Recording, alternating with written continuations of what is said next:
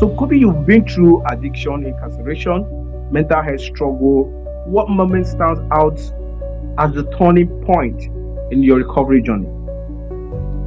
I think for me, it was when I was originally, I was getting through my addiction. I was released from jail, and I was able to reach out to my friends and family to get additional help and resources. I was really fortunate that the people in my life were able to get me in to see a doctor.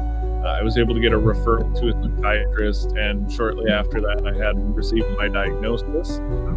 21 at the time.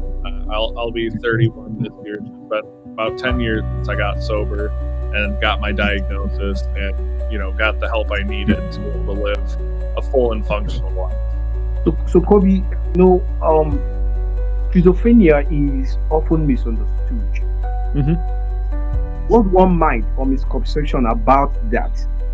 I think the biggest misconception that I still hear is that people with schizophrenia can't live full functional lives, even with treatment and medication. So when people meet me, they have a hard time believing that I was diagnosed with schizophrenia because I'm doing quote unquote so well.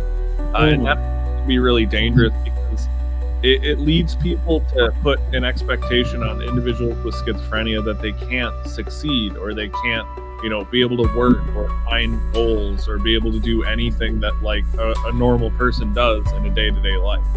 And so I think when someone's diagnosed with schizophrenia, we're not giving them the resources they need to really thrive. We're just giving them the resources enough to survive and not be able to pursue all the things that we would be able to do with the right help. A whole lot of persons might really not understand what is schizophrenia. Can you share in a broader perspective what it is all about, how it is, how it was for you, before discovery, before diagnosis, during diagnosis, and after diagnosis? Yeah. There's still a huge misconception where sometimes people confuse schizophrenia with DID, which is dissociative identity disorder. They are not related. So DID is where people have multiple alternate. It's what used to be known as multiple personality disorder.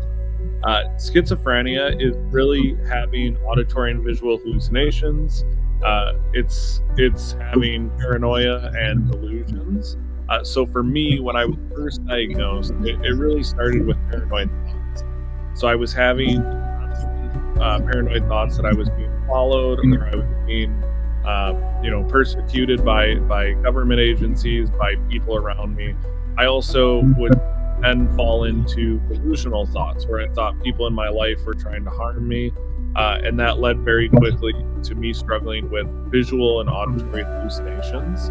And so I always describe those as something that if I'm seeing them or hearing them, they're real to me, even though no one else can see or hear what I'm experiencing. They're so real to the point where I can't be convinced otherwise. So if I'm having these symptoms, I truly believe in the moment that whatever I'm experiencing is real, no matter how outlandish it is, no matter how much it might not make sense. And so I really wanted to convey that to people. So when I started doing advocacy, I tried to really paint a picture of what my life actually looks like with this illness, what I experience, and all of the other things that I go through just with this diagnosis.